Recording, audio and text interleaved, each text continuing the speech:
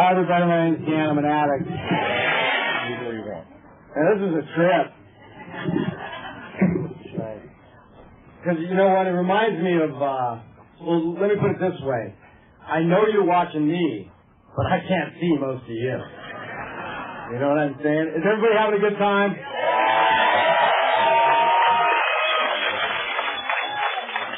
I can honestly say that I've never had this much fun with a wristband on. You know, most of the time if I had a wristband on, something bad has just gone down. You know what I mean? But I am having a blast here. I want to reach out to anybody that's new to Narcotics Anonymous and say that if this weekend you haven't learned that we can have fun and live and enjoy our lives in recovery, keep coming back. Yeah.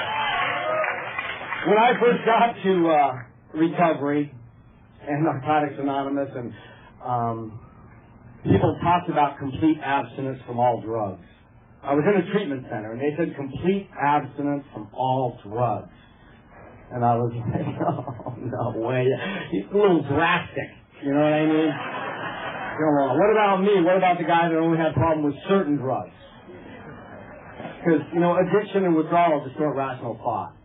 And I was looking for ways to disprove the evidence of my addiction and disqualify myself from recovery.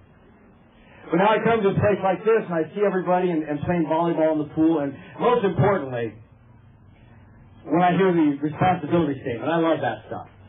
Because where else in the world can you go where there's 800 adults, all right? And somebody has to get up and say, all right, listen, act like an adult. Pick up after yourself. If you stay up all night, don't keep everybody else up. That's Narcotics Anonymous right there. Yeah.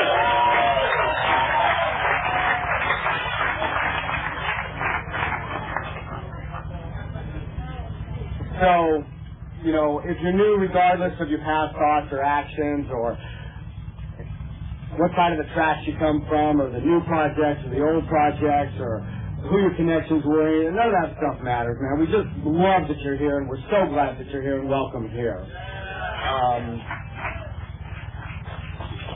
I tell you, I was sitting out on the beach earlier today, and I had my basic text out. I was getting into the literature a little bit, and I looked up at the Caribbean. This is the Caribbean, right? A little Caribbean inlet. Whatever it is. But it was beautiful. And I'm laying there on the beach, and there's a meeting going on behind me, and people are sharing from their heart. And there's palm trees swaying, and I looked up and I thought, how in the world did I end up here? Yeah. How in the world did I end up here? And I'm flipping through my literature, you know, and Matt was talking last night about being stuck on the block, right? Now, I'm listening to Matt, and I'm relating to what he's saying. Now, obviously, I don't come from a large black family.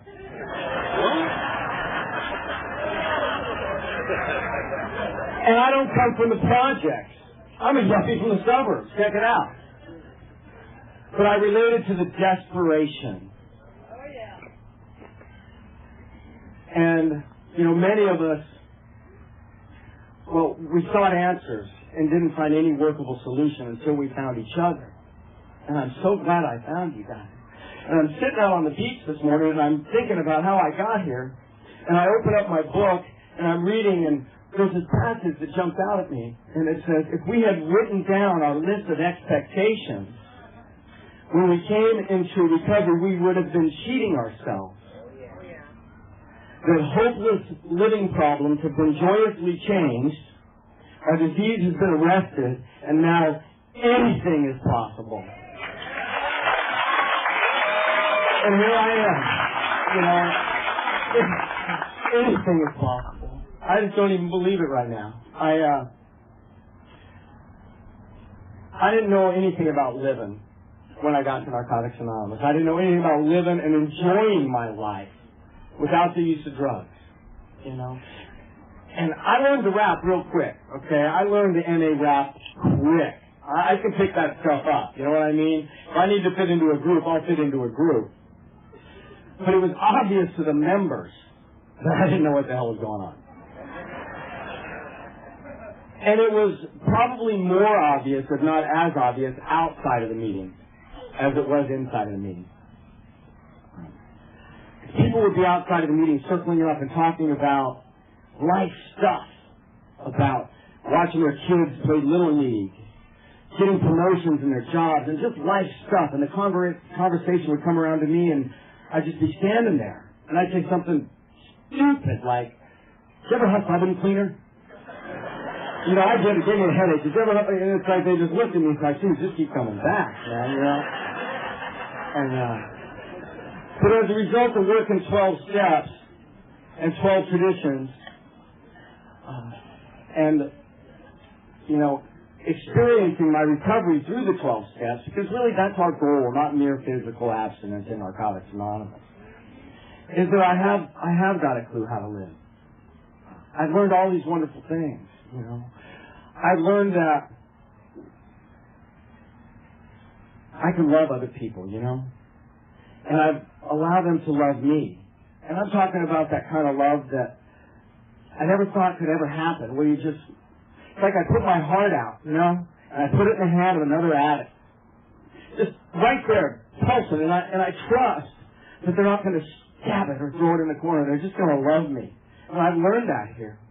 And I've learned that maybe I have a purpose. You know, maybe that there's a reason that I'm here. And I was floating around in such a sea of isolation and destruction and despair before I got here. And I really believe that the world is probably just a little bit better place now that I've been here. And I sure couldn't say that before I got here. And I think the world is a better place that all of us are here. And I love Narcotics Anonymous. You know? I didn't always love Narcotics Anonymous. My first experience with Narcotics Anonymous was in a treatment center. And they said, "Here, all the NA people are coming." And you know what? You heard them way before you saw them. Because here come the Harleys, blah, blah, blah, blah, blah, blah, blah, blah, blah. And they all come, and I wasn't allowed to go in because I was in detox, right? You know, I peeked my head around the corner, and here come the NA people.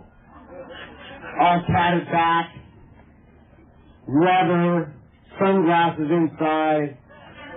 There wasn't enough teeth in the whole room to make one mouthful, I guarantee you that. That's what I saw. Again, addiction and withdrawal is still a rational thought. I was looking for ways to disqualify myself from recovery. But I looked at you guys, I was like,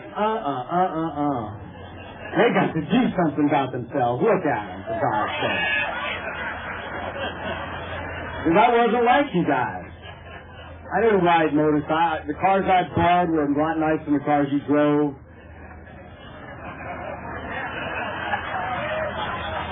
I never stuck a needle in my arm. Because my misconceptions of the nature of addiction included visions of violence, street crime, dirty needles, and jail. Just like it says in Who is an Addict. And I'll refer to that a lot because it parallels my story. You see, but then I ended up in this treatment center, and I was in a protected environment. And they were talking about complete abstinence from all drugs. And people in the meetings, and whatever meetings that were coming in and talking, they were all saying the only way it would work, the only chance I had was complete abstinence. As a matter of fact, they went beyond that. They said, you must completely change your old ways of thinking or go back to using. Oh my God. Oh my God. And I heard that and I didn't think I could do it. I was afraid because all my life up until that point I had failed right before the end. I had stopped just before I finished. I could never complete anything because I was in the grips and I didn't know if I could do it. There was a little part of me that didn't think I would ever be able to make it. But see, it was the people in the fellowship that gave me hope.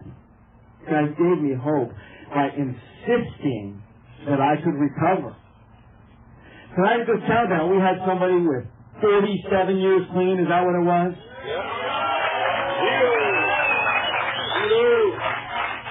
So if you're only 46, he's insisting you can make it to 47. That's right. And if you're the person with 2 days clean or 1 day clean, that person with 3, they're just insisting you could do it for 1 more day.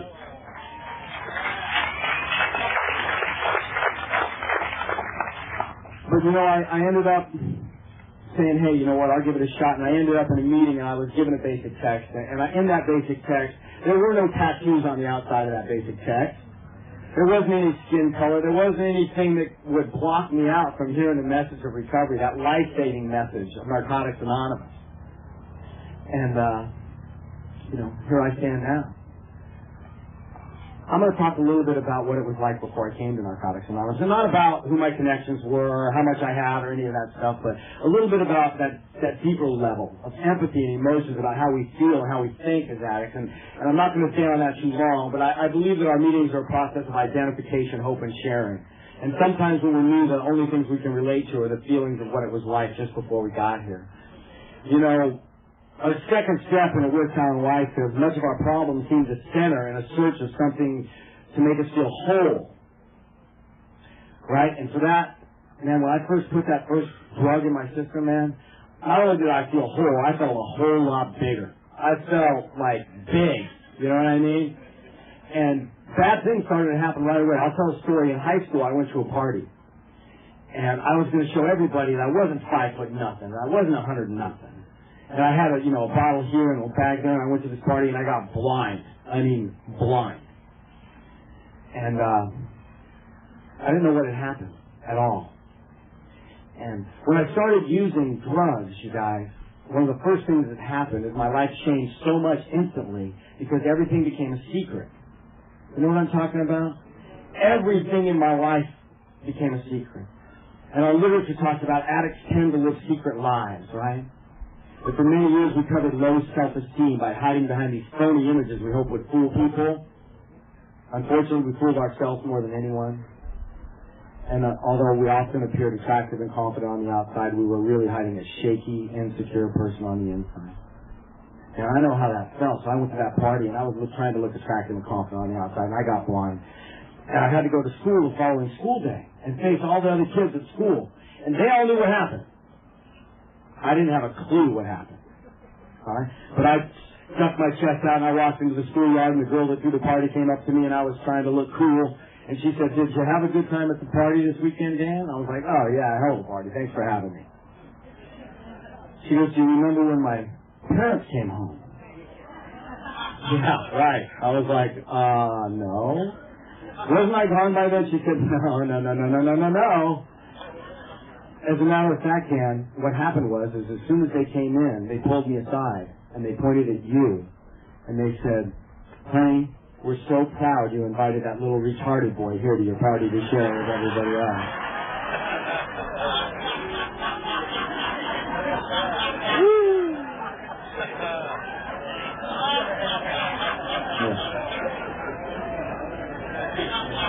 And I was so humiliated.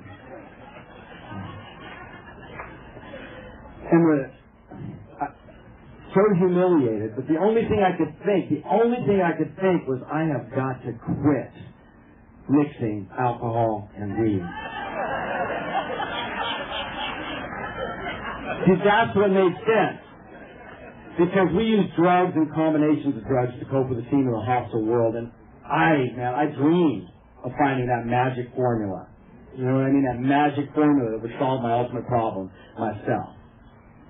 And, I proceeded through life, and things started to get worse quick. I got a job when I cheated my way through high school, and I had this job, and it was a sales job, which was perfect for me. And I was selling shoes, and I would sell shoes, and I would sell a pair, and I'd sell another pair, then I'd sell a pair, and I'd put the money in my pocket. And I would say stuff like, Dan, if they only paid you what you were worth, you wouldn't have to do that. You really wouldn't. You know what I mean? Because I rationalized the most outrageous sort of nonsense to justify the mess I made in my life with drugs at that age. And then, it was still an okay time, so I had no indication of the disaster that the future held for me at that point in time. And then I was going to go on a date. Okay, I got a job, I'm going to go on a date. Well, kind of in retrospect, and I didn't know how to date. Really, come on. How many addicts really know how to date? Like the whole concept of, I'll take you out, we'll go to dinner, see if we like each other, drop each other off, come on. What I did was what we do. I picked her up, and our intention was to go on a date, and we went out, we used, we stayed up for a few days, and I spent the next 5 years sucking the life out of her until it ended badly. It was exactly what happened.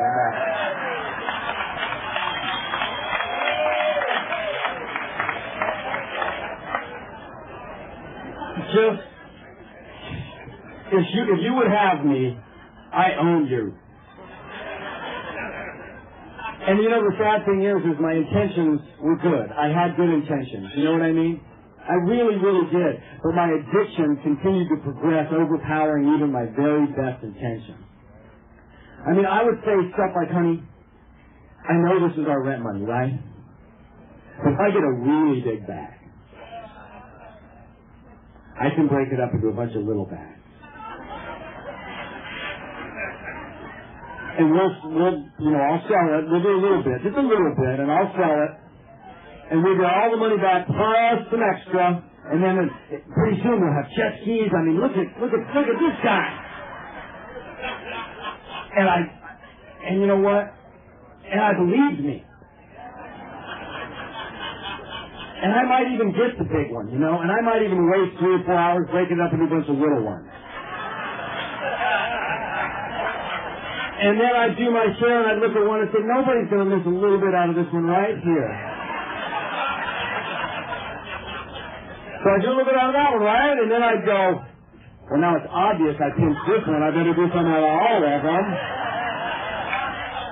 And I looked at her and I said, honey, it'll never happen again. And I believed me. And I found myself doing the strangest things. The most shameful things. She would be at home waiting for me to return, and I would be somewhere like at some adult bookstore at like 4 o'clock in the morning, right? With this person waiting for me that cared about me, this beautiful girl waiting for me cared about me, and I would be like just weaving somewhere in the middle of nowhere, and thinking at any minute the DEA, my grandmother, and everybody's going to know me was going to bust in and catch me there, in the treasuriest places on earth. And then it would all be over, and I'd be driving down the freeway headed home, and the rest of the world was going the opposite way on the freeway.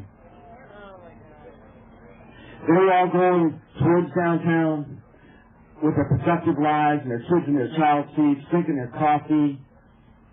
And I was going the other way.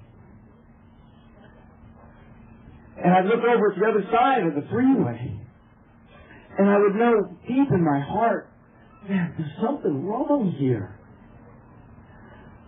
Failure and fear completely invaded my life.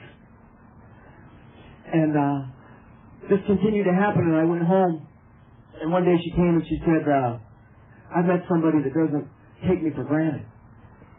I've met somebody that doesn't lie to me. I've met somebody that doesn't spend our money. I met somebody that really cares about me, and obviously you don't. And she's left. And our book is so right on. It says many of us first saw the effects of our addiction on those closest to us. That we were very dependent upon them to carry us through life. And we felt angry, disappointed, and hurt when they found other interests, friends, and loved ones. That we regretted the past, dreaded the future, and weren't too thrilled about the present. That's exactly how I felt. So I moved. Good idea, huh? And all it did was give me a chance to take advantage of new people. And I moved to a little town called Auburn, California. And a lot of bad things happen in Auburn, California. A lot of wristband things happen in Auburn, California. I'm going to skip on past that, and I'm going to get to the very end. At the very end, I was broken inside. I wanted something different. I didn't know how to get it. I was desperate. I was afraid. I was just like our book talks about. You know, it says that many of us forgot what it was like before we started using,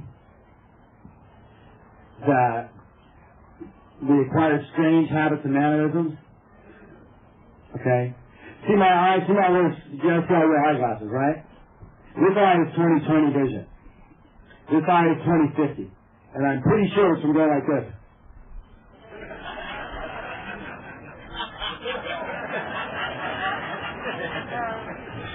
Strange habits and mannerisms. It talks about that, you know what? You know what I'm talking about. You do. And it says we forgot about the social graces. I didn't know what it was like to be social anymore. If I could crawl out of the closet that I used in long enough to go to a party, I just ended up in the closet at the party. We forgot what it was like to work. I got to that point where it was like, don't even bother trying to get a job. I know I won't be able to make it. You know, and the last day I used, I'm laying there, and I'm in this little apartment, and I've done traded off all my stuff, and I'm laying there, and my heart's pounding through my chest. My arms are going numb, my palms are sweating, and sweat's pouring off me, and my body ached for rest, but my mind wouldn't stop racing. My body ached for rest, but my mind wouldn't stop racing. And I'm laying there, and I literally think this is the one that's going to do me in. This is the one that's going to kill me. This is the overdose that's going to take me. And I realized that I didn't want to die. And it wasn't because I had a lot to live for. That wasn't it at all. But I'm laying there, and I'm not sure if I'm going to ever take another breath. And all I can think about is my mom. And my mom having to tell her sisters that her youngest son died a junkie. And I couldn't have it. I couldn't have that. And I told myself, I'm going to get clean. I'm going to get clean for a week.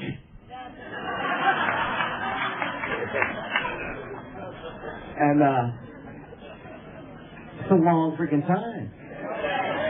No doubt. No doubt. I heard a guy once say, if you don't think a week's a long time, give your money to Connection. If he says, I'll be back in a weekend, will you think it's a long time? Well, yeah. But,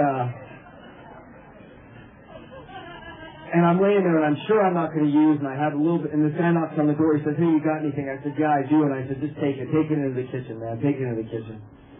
Go ahead and do it. I'm going to clean up. And he takes it around this little bitty kitchen, and the kitchen wasn't far enough. You know, the next thing I know, I found myself in there. I pushed him away, and I did what was left. And it was at that moment that I knew that if I didn't have something different, I was going to die. You know, there's that point where we can no longer deny the true nature of our problem. That all the lies and all the rationalizations and all the illusion, they just fall away. And I stood there face to face with what my life had become. And the fact of the matter is, I was living without any hope at all. And I didn't know where to find you. I did not know where to find you. I got in a borrowed vehicle, and I go to a treatment center in a town called Orangevale, California. And I walked in there, and you know what? I was still trying to look good. I walked in there with snakeskin boots, an Izod shirt, Ray-Ban sunglasses, with a little strut walking in. And I drove a borrowed 76 Toyota Corona that had 4 on the dash, and my cat with 4 different colors. Park in the alley and dress nice. That was my motto, you know what I mean? So I walked in there, and this woman looked at me and she said, can I help you? And you know what, you guys, I just started bawling. I just lost it. Because when you hear those words and you're ready to hear them, they're so powerful. Can I help you? And I started crying. I said, I hope so. I hope so. And she said, oh, we have a waiting room for you. Just go wait in that room over there. And in comes this guy, and he says, tell me about yourself. And I started telling this guy how much money I spent, and just sobbing and sobbing, and I couldn't stop sobbing. And I was so ashamed of who I'd become. See, I didn't know that I was critically ill. I thought I was hopelessly bad. So our literature tells us that we don't suffer from a moral deficiency. And I talked to this guy, and I told him everything. He goes, "We can help you here at this treatment center, Dan. This is the best treatment facility in Northern California." I was like, "Oh, God, thank you. God, thank you." And he says, "We have a 28-day inpatient program here that's fabulous." I was like, "Whoa. Whoa. Hold up, pal." See, I was already trying to backpedal. Just hours before that, I thought I was going to die. Hours before that, I was so desperate I didn't know what to do. Hours before that, I was wanting to just drive to someplace unfamiliar and walk in not having a clue. And he says, "Well, we do have outpatient, but not for you. I heard your story. It's, 28 days or nothing for you." And he said to me, "I see your insurance card, please." Like, dude, I thought you were listening, Jack. You know what I mean? You didn't hear a freaking thing I said. I didn't hear anything I said, man. And he goes, "Well," he put the phone up on this little table, and he says, you know anybody with $10,000? Sure. If I knew somebody, do you think I'd be calling in your office if I knew somebody I could take $10,000 from? But I got on the phone, and I called that one person who's just her vision, just the vision of her having to tell her sister. She's that wonderful woman, that salt of the earth person that my mother is. And I called her up and I said, "Mom, I need your help." She said, "I know, son. I know. See, I didn't think anybody knew." That's what's so screwed up about addiction, and we're the last ones to know that everybody knows, right? I mean, I'm 80 pounds running down the street with a bicycle on my back, and I don't think anybody knows. And I'm like, "Mom, I need your help. They want $10,000. And my parents didn't have that kind of money, but I didn't know where to go. And she talked to my dad, and what they did is they took a loan against their house. Because they're not wealthy at all. And they took what they had out of their bank accounts and they drove down to that hospital and they were there within no time at all. And they just looked at the guy and they said, "Does this really work? Because, you know what, it'd be nice to have our son back. He's been missing for a long time." And the guy said, "Yeah, you have a great success rate here." And my parents put the money on the table, just willing to take a chance.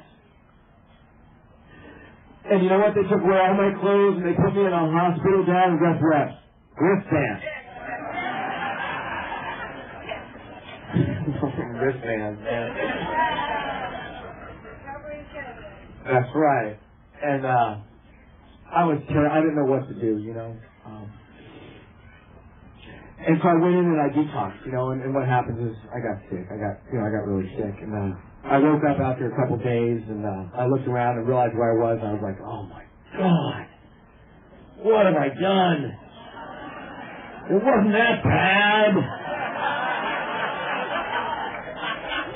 You know what I mean? And again, our literature, I gotta keep going back to our literature. It says, we forgot about the times we sat alone and were consumed by fear and self-pity. We developed a pattern of selective thinking. We only remembered the good drug experiences. And you know what? That treatment center, 10 grand. They cleaned me up, detoxed me, and they introduced me to the program of Narcotics Anonymous.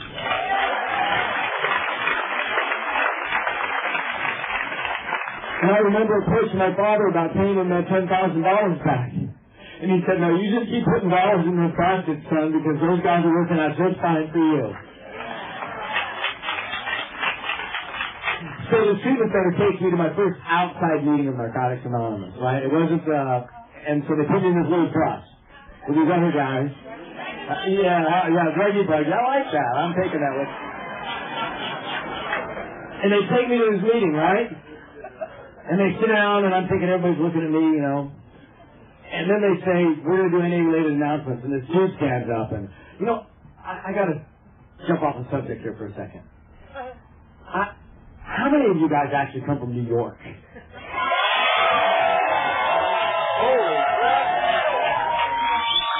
Okay, just saying. Anyway, this guy stands up, he's got this heavy New York accent, right? And he says, yeah, my name's Ira, I'm your GSI.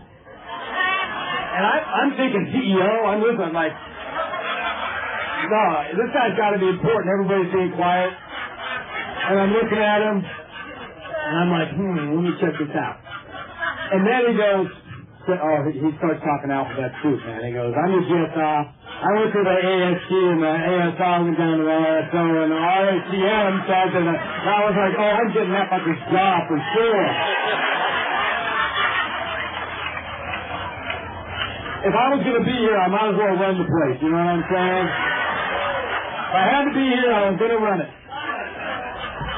And then I realized I used to use with this dude. Now, I didn't like him when I used with him. He was from New York, man. He was obnoxious. But you know what? I didn't have to like you to use with you. I could fake it.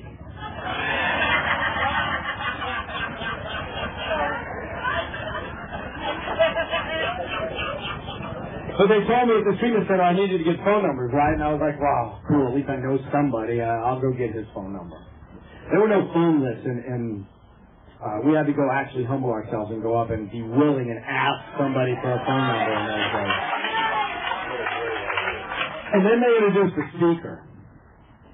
And she had 4.5 years clean. Now, there was a lot of clean time here in Florida. I was blown away. I really was. You know, I'm from California, the birthplace of Narcotics Anonymous, but I was like, damn! But in 1990, in Sacramento, California, 4.5 years clean was like old-timer panel. And her name was Ruth. And she was so beautiful. And she comes up and she's blonde, she's my height. And I don't know one thing she said, but she was wearing a pink sweater, white Reeboks, and faded blue Levi's.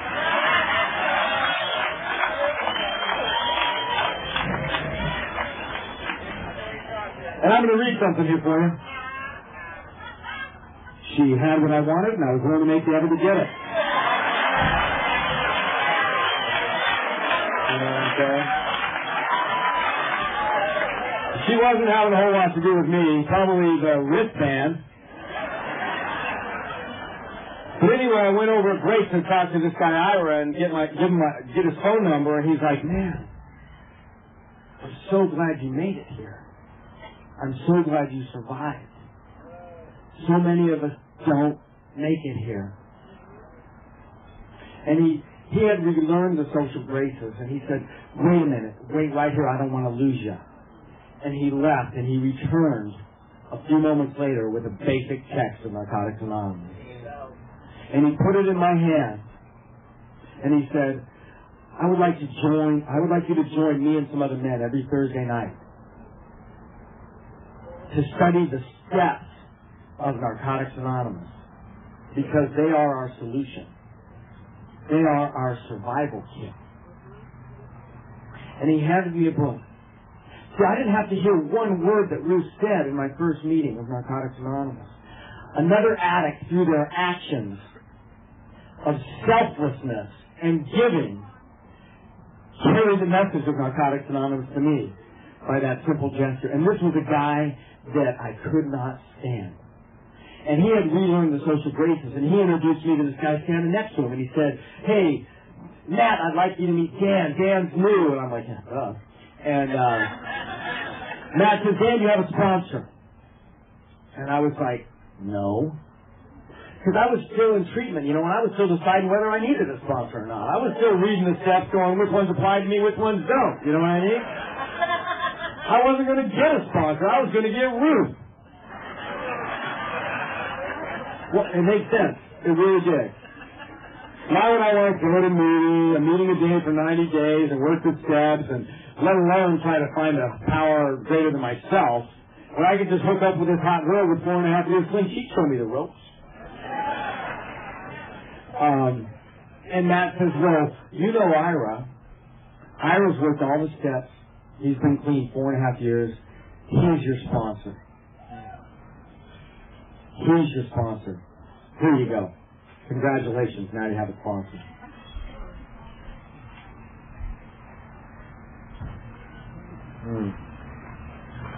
You guys want to take a moment of silence for that?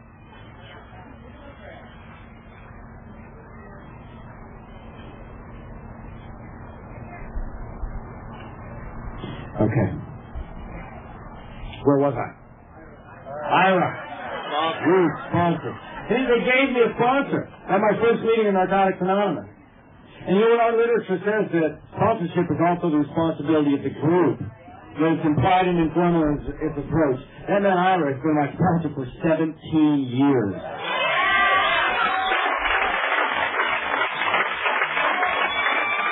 And I love him so much, and he's always been a great example of the simplicity of Narcotics Anonymous. And see,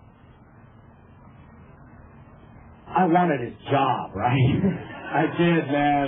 I wanted his job, so I was the guy, I was the new guy in the meeting. Whenever the person was done talking, I was the first hand to shoot up at every meeting. Yeah, I'll share. You know, I'd have like 45 gates clean. If you're new, listen up. You newcomers, keep coming back. Surrender. I didn't even know what surrender meant at all. I know what it means now. Believe me, I do. Oh, believe me. And he never one time told me to shut up. He never one time said, you got nothing to offer here at Narcotics Anonymous, and shut up. And you know, some people, maybe you need a sponsor like that, I don't know, but that wasn't my case. What he would say was, Dan, how's that first step coming along? How is that first step coming? You know that help is only possible for addicts when we admit complete defeat, and it may be frightening, but it's the foundation upon which we built our very lives. You understand you're powerless? And when you manage your own life, you end up in Narcotics Anonymous. Yeah, it could be worse, right? How's step 2 coming down? You know, are you ready to be open-minded enough to maybe believe that there's a power out there that's greater than yourself, that's greater than your addiction, that can restore you to sanity? And I really struggled with that, you guys. That was a hard step for me. But you know what our literature says? We tried to gloss over it with minimal concern, only to find out that the other steps wouldn't work. That's right. But I struggled with it. I did the best that I could. You know, our book talks about there's a spirit or energy that can be felt in our meetings. And sometimes this is the newcomer's first concept of a higher power. That was mine. When he just kept pressing me through the steps, he'd say, Dan, are you ready to make a decision? It's just a simple decision. And by making this decision, man, I tell you, by surrendering our will, you know, you can be put in touch with a higher power that can fill that empty place inside that nothing could ever fill. And he just continued to press me through the steps, you know. How about the 4th step, Dan? The purpose of the 4th step is to sort through the contradiction and confusion of our lives and find out who we really are. That sounded good to me, man. I wanted to find out who I was. I was tired of not knowing. Because he knew that when I took the action indicated in the steps, the result would be a change in my personality. You know, We Do Recover talks about that. There's no model of the recovering addict. When we take the action indicated in the steps, the result would be a change in our personality. It's our actions that are important. We lead the results to our higher power. And so he just let the steps do the job. And eventually, a long time later, I realized I didn't have to talk at every meeting in Narcotics Anonymous. Man, time's going by quick. Okay. So I started off with my campaign to be GSR, and my first commitment was a coffee commitment. Best commitment there was, right? I'm not going to go into that too much, but I will say this. A group counted on me to carry the coffee pots to and from the meeting once a week. And then the situation arose where the obsession to use slammed into me like a truck. But I had these coffee pots. And the end of that story is I couldn't have it on my conscience that I pawned your guys' coffee pot. So I got to the meeting, and by the time it was over, the obsession to use was gone. And my sponsor taught me about service. You know, and I love that sponsor relationship I have with him and the men I sponsor. And you know what? Our book says, our experience shows that those who get the most out of the Narcotics Anonymous program are those to whom sponsorship is important. So if you've been around here for a little while and you don't have a sponsor, why? I want the most out of what this thing has to offer. You know, and he pressed service. And you know what? Service is about carrying the message to the addict who still suffers. And my literature tells me the more eagerly I wade in and work, the richer my spiritual experience will be. Why wouldn't I want that? If you're not in service, why? Why wouldn't I want that? So when I was 5 months clean, GFR. Yeah!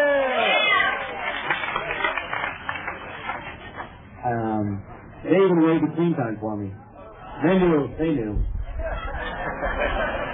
And when I was 5 years clean, I realized nobody else wanted to do it. That was kind of a drag. Woo! I figured that out. But then, you know, my first year was about going to meetings and being in service and having a sponsor working the steps, and I became GFR and I got kind of involved in the fellowship, and then it was time to get involved in H&I.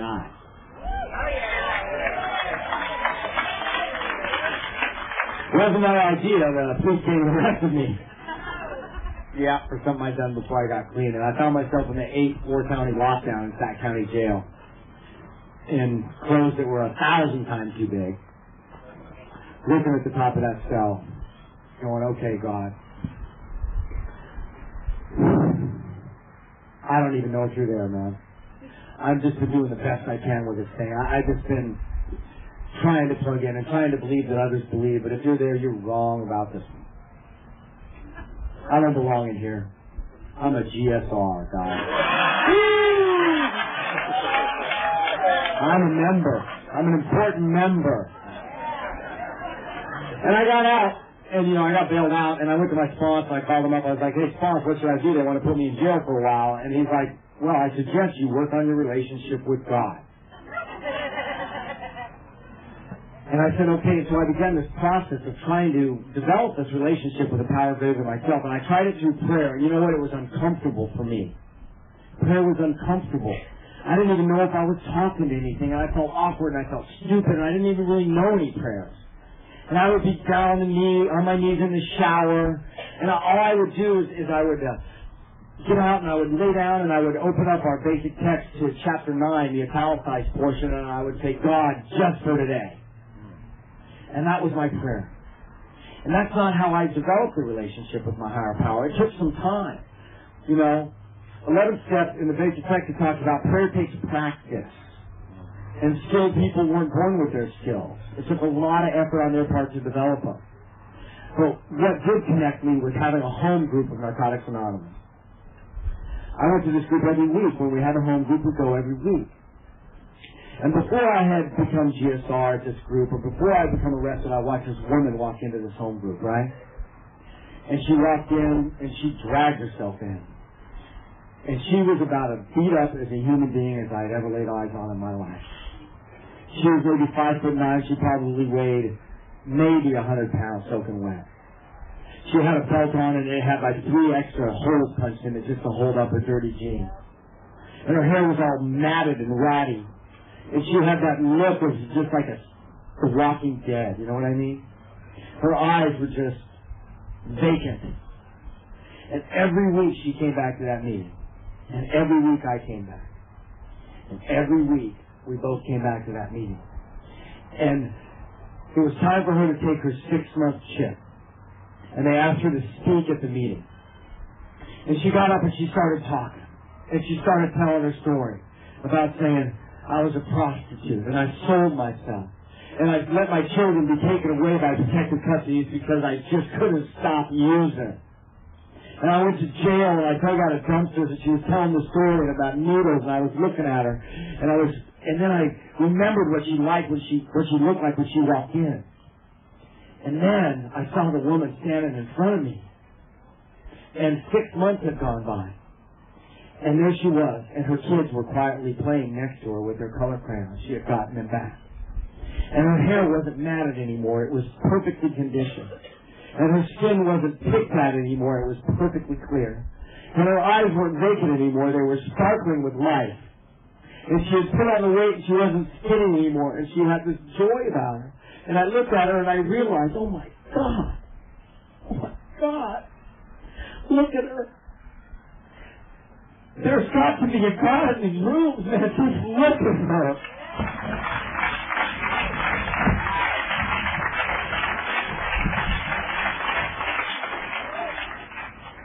You know, it goes along the lines with our book. It talks about in there that we can see evidence of a power that cannot be fully explained. And confronted with this evidence, we began to accept the existence of a higher power. You know what? We can only ignore the evidence for so long. And then I went and it was time for sentencing, right? And I was told that I felt comfortable. I could take this power with me wherever. And my mother went with me, and my sponsor went with me, and I sat in front of the judge, and all you guys from NA, all you NA lawyers,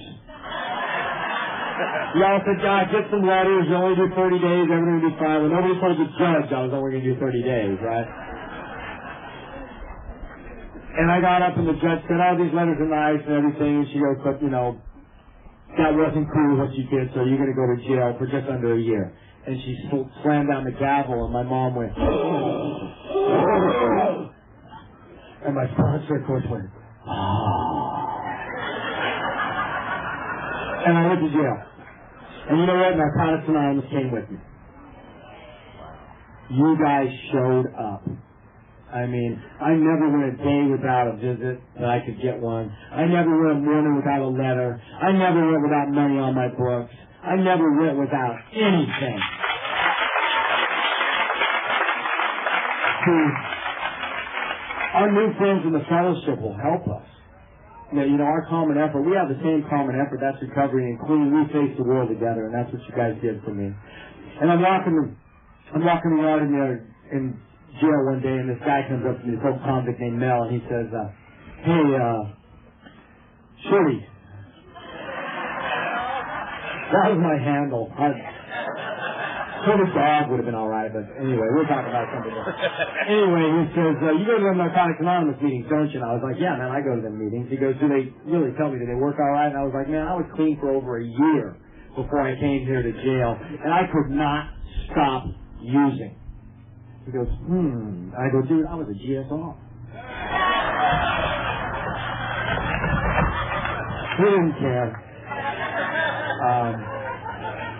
And he looked at me and he said, you know, man, I'm tired. I'm tired. I'm tired of walking the yard at Folsom. I'm tired of being in San Quentin. I'm tired of missing my kids growing up. I'll tell you what. You teach me what you know about that Narcotics Anonymous, and I'll teach you what I know about doing time, because you don't have a clue, boy. You don't have a clue at all. You're going to get hurt. I'll get your smoke back for you, but knock that shit off and stick with me. And we made that deal. And in December of last year, Mel D celebrated 16 years clean in Narcotics Anonymous.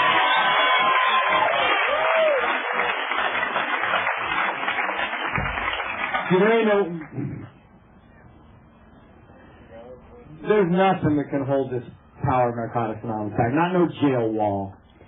And I got out, and I'm sitting at this meeting, right?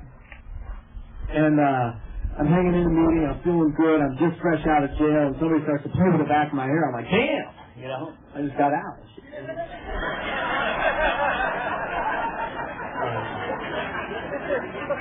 And it's that girl Ruth from my first meeting with Narcotics Anonymous. And Ruth and I have been married for almost 15 years. Stand up, baby. Stand up. Stand up, baby. Yeah, baby. Ain't she something? You know, I've been coming to Narcotics Anonymous a long time. And I hear a lot of talk about relationships. And I hear this quote all the time. Relationships can be a terribly painful area. And you know what? It's true, they can. But this is one I don't hear. We can learn to be free to enjoy each other's companionship because we are no longer so obsessed with ourselves. I met the love of my life in Narcotics Anonymous. The love of my life. And, I'm really grateful for her ability to communicate with me and her courage to tell me what's going on. And I'm really grateful for my sponsor that he taught me about the 12 traditions of Narcotics Anonymous. Go ahead, come on. Yeah. Because the traditions taught me about unity and anonymity and that nobody in a relationship is more important than the other, that we all have equal say no matter who the major breadwinner is. And then when we bring in God to our relationship, whenever we're having challenges, that we're going to be okay. She teaches me so much, and she's so profound sometimes. Okay, I got to share this, baby. Okay. Here we go. It wasn't too long ago that she came home from work and she was just in a bad mood. All right, bad mood. And no matter what I did, it wasn't good enough. It wasn't okay, right? And she looked at me and she said, "You know what, honey? Just from this moment on, just ignore everything I say. But don't ignore me or I'll be pissed." Yeah, that was profound. I could do that. And now, and I have this beautiful daughter that came with Ruth, and they came together, and her name is Brandy, and she gave us a granddaughter 4 years ago. My granddaughter's name is Emma. And before I talk about Emma, I got to say one thing. The Tampa Fellowship kicks ass.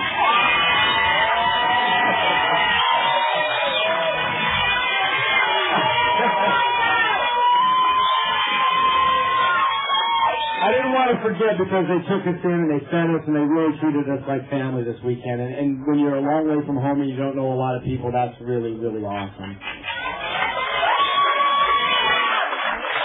And the committee, oh my God, what a great party this has been, huh, you guys? John and Rick and God dang, you guys, thank you so much. Okay, cool, I'm glad I didn't forget that. But in recovery we can get stuck into certain ruts, and I recently left a job that was a very well-paying job to try to find some more balance in my life, and I really took a big pay cut, and sometimes with the pay cut I get caught up in the I wannas, and I wish I'd have, and what if, and only, and all that sort of stuff, but you never know when the message is going to be delivered to you, or who's going to deliver it, right? And so, it wasn't but a little while ago, my granddaughter comes up to me and she says, Papa, let's go outside and look at the turkeys. See, we have these wild turkeys by where I live. And I said, all right, baby, let's go out and look at the turkeys. And I kind of dragged my feet out there, and I'm like, okay, this will be all right. And she picks up a stick, and she starts pointing at all the turkeys, and she's going, poof, poof, poof, poof, poof, poof, poof. And I start to smile a little bit, and I go, honey, is that your magic wand? And she looks at me, and she goes, no, Papa, that's a stick. I'm like, okay. My 40-year-old granddaughter's more grounded in reality than I am. But it allowed me to come back to what was real, and what was real in my life at that time was very, very good, and I had no reason whatsoever to be in the what if onlys. I got a little bit more to share. I know it's getting late, but this is a real important part of my story. You guys okay? All right. So the first 7 years of my marriage to Ruth, I had 8 jobs. In recovery, I couldn't hold down a job. And this is what my pattern was like, and I didn't notice it at all, and I don't even know if Ruth noticed it, but what would happen is I would get a job, yes, she probably did. I'd get a job, and I'd do really, really well at the job, and I'd excel, and I'd be excited, and I'd be full of energy, and I'd stay up, and I could go with like 3 or 4 hours sleep a night clean.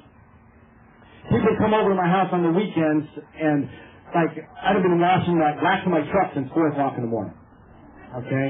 And then I'd do really well at this job, and then all of a sudden one day I'd wake up and I'd go, oh my God, this job is just tearing the heart out of me. I can't go to this job anymore. Oh, I can't leave my room. And I would be on these really, really highs for a long time, and then I would start to go down on these really, really bad lows.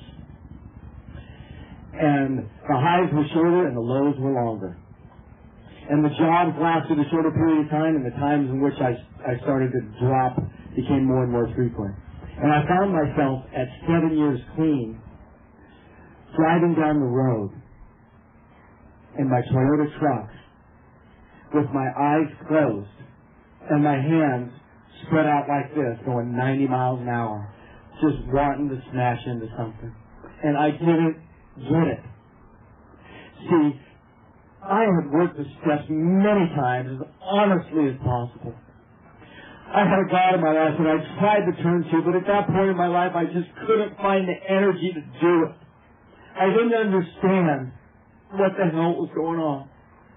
And the anxiety was so bad that I literally couldn't even dress myself, and I was like, what's happening to me, man? I can't be like this. I'm Dan T, man. I got 7 years, man. GSR. And all I could think about was getting loaded or blowing my brains out. And I just think it moment to moment, heartbeat to heartbeat, just don't do nothing. Just don't take nothing. Just don't. And finally my wife, she said, hey, baby, you know what? I think this is a little beyond what I can do for you. We're going to take you to the doctor. And she's all my sponsor, because they team up on me all the freaking time. You know what I mean? They team up on me. And they took me to my regular doctor, and my doctor said, what's wrong? And I just started bawling. I said, man, I don't know. I'm clean, and I got everything a man could ever want, everything a man could ever dream of. I've got all these people that love me. I have this beautiful family, but I just want to die. And he said, we can't help you here, but there's another hospital that can.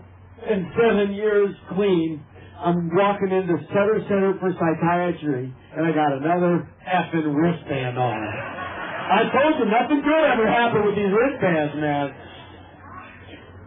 And I'm in there, and I'm so lost, and I'm so confused, I cannot figure out why I could be here. I had done everything you told me to. And I'm there for a couple days, and still reeling with confusion, and in walks this woman, and she's wearing an NA service symbol around her neck, right? And I was like, hey, are you doing an H&I meeting here in the psych ward, man? Are you going to do an H&I meeting? And she says, no. I've been clean 5 years. I worked the steps. I've been involved in service. I got a God of my understanding, but I can't stop thinking about dying, and I don't know what to do, and I need some help. And there I was, thinking I was so alone in this hospital, and God sent this recovering angel in with 5 years clean to let me know that I never, ever have to walk through anything alone in Narcotics Anonymous. The ultimate weapon for recovery is a recovering addict. And I got out of this hospital, and they told me that I had this illness in my chemicals in my brain that was called by my manic depression, that I would have to take medication. And you know what? I said, no. I ain't taking nothing no matter what. I was so ignorant, man. I tell you. I was so ignorant. And I was like, no, I'll do therapy, but I ain't going to take nothing. I don't want to not fit in the only place in the world where I ever felt like I belonged before.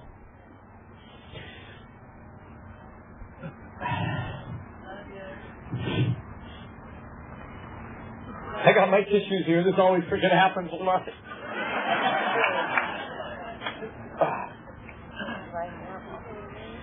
And, there's a pamphlet we have called In Times of Illness. And it says that ignoring health problems out of fear or ego or pride or something like that can, in fact, make matters worse, and that's what happened. And finally, my sponsor and my parents and the people that loved me around me that understood things, that they're not selling the stuff on the corner, Dan, please, we can't watch you die. And I finally agreed to go see this doctor guy that wrote the script, and I agreed to just go see him. And I went, and he had ordered all my files to my therapist and everything, and I went, and we talked for a while, and he read my little charts, and we talked for a while, and he looked at me, and he said, son, you have this illness, and you have to take medication for the rest of your life or you may die. And I was devastated. And I went home, and I picked up the phone, and I called Ira. I called my sponsor to tell him what was going on, and I got his voicemail, right? And so I left him a message, and I just laid there on my bed, and I was all curled up in the fetal position, just feeling so broken. And the phone rang, and I picked it up real quick, thinking it was Eyeball. That's what I call him, Eyeball. He's the all-seeing eyeball, you know what I mean? And this guy goes, hello, is this Dan T? And I'm like, yeah, man, who's this? He goes, well, you wouldn't know me. My name is James. I'm from the Napa Solano area. When I was brand new, you came and shared a meeting at our Unity Day, and you shared your experience, strength, and hope. And now I'm a year clean, and I never forgot the things that you said. And I'm the chair of our men's spiritual retreat. Would you please come share with us?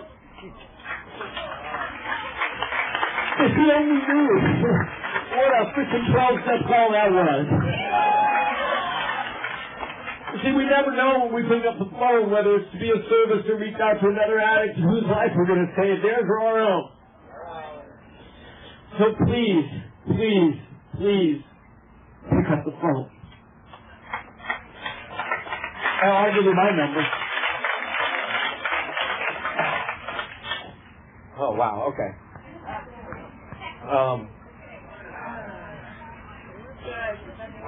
Last story.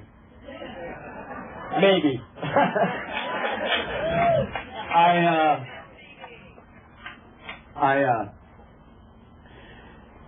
And this is just a real silly story, and I always tell it at the end of when I speak, because it's my synopsis of recovery and what I believe to be true in Narcotics Anonymous. I was standing outside of a meeting of NA one time, having a cigarette when I still smoked, and I was out there, they probably weren't talking about the right stuff in the meeting. I was standing out by myself, and I went, I think I had the 5-year know-it-alls at that time. Yeah, oh yeah. Well, with that, right? And I went, and that was just my story. It don't have to be your story. But I went to put my cigarette butt in the butt can, and I realized, and I looked, and there was only 5, I could see that there were 5 butts in there. Okay? But then I could see on the ground. And I was bored, and I was like, well, let me count these. 5, 10, 20, 30, 40, 50 plus cigarette butts. That far from the butt can that held 5. Okay? Now I know our literature is absolutely true. It's scary true. It'll tell your future true. And it says in there, we have never seen an addict who lives the Narcotics Anonymous program relapse. Not rarely, never. And I believe that with all my heart. Unfortunately, when we get here, we don't always choose to live it. So I thought when I was back in treatment, and the counselor guys, they gave us treatment statistics. Anybody ever been to treatment to get those statistics? What were they? 1 in 10, right? This guy told me 1 in 10. So maybe they changed. And I was like, okay, there's 5 butts in the butt can. There's 50 on the ground outside. Okay, I get it.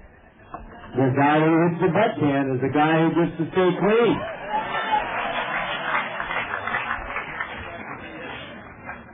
Because recovery is about an active change in our attitudes and behaviors. And maybe the person that's willing to take that 1 extra step to do what they know to believe is right, maybe they're willing to stay on the phone 1 extra minute, go to the 1 extra meeting, help that newcomer stay clean 1 extra day. But then unfortunately we have those of us, unfortunately, that will just throw it on the ground. And if confronted, somebody will say, why did you do that? You know what the most often the answer is? I'm an addict. I'm an addict. Now that's about just being an ass right there.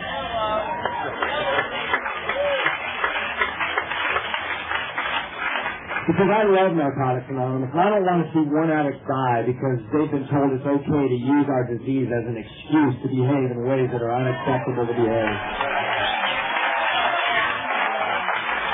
Again, I really want to thank you guys for being attentive and paying attention, and the committee for having me out, and I hope everybody has a great weekend, and thank you so much.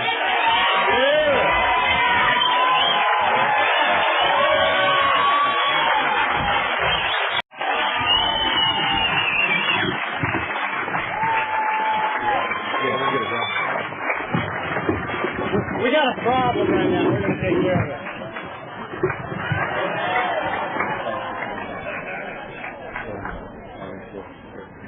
Hi, everybody. My name's Dan. I'm an addict. And this is a trip. Because you know what? It reminds me of, well, let me put it this way. I know you're watching me, but I can't see most of you. You know what I'm saying? Is everybody having a good time?